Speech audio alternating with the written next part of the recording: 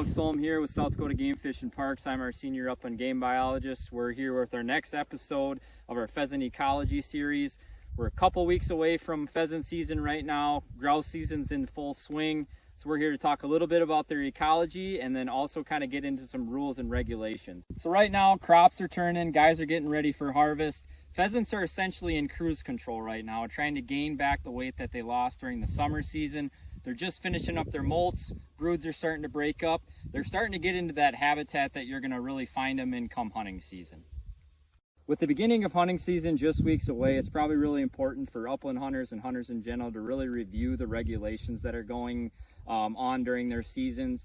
This year, our opener for traditional pheasant season opens on October 18th, and it goes all the way to January 31st, giving hunters a little bit of extra opportunity for that late season harvest. Our daily limit's going to be 3 roosters, and kind of getting into that, we get a lot of questions on why we don't have a hen harvest or why we only have a rooster-only harvest. Essentially, hens are our money makers. They're the ones that produce the eggs. They're the ones that their survival is super important. Roosters are expendable. When I say roosters are expendable, that means we have an excess of them on the landscape. As a pheasant biologist or a pheasant manager, we really only need about 14 to 15 hens per 1 rooster. So those extra roosters are ones that we can take out of the population and essentially have no effect on the population as a whole. We use the term compensatory mortality when we talk about hunting in a lot of the upland game species. So essentially what we're doing is we're taking out those surplus of individuals that would die either of natural causes or predation events.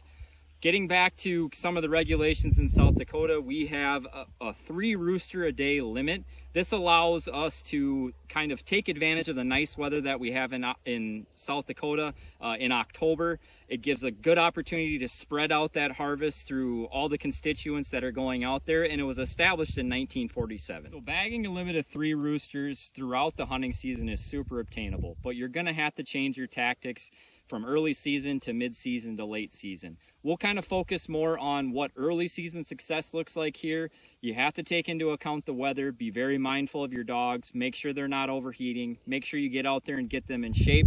And one of the main determining factors in our success for the early part of the season is going to be crop progress.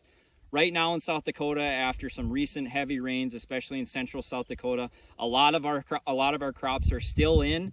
So be making sure to watch for locations where crops freshly come out, and then make sure to hit the fields right next to it. We've had a really mild fall so far, a little wet in September, but make sure to get out there. There's a lot of birds on the landscape. Your success is going to be highly variable depending on crop progress, but I think the big thing is this year it's a year to capitalize with the amount of birds that we have on the landscape.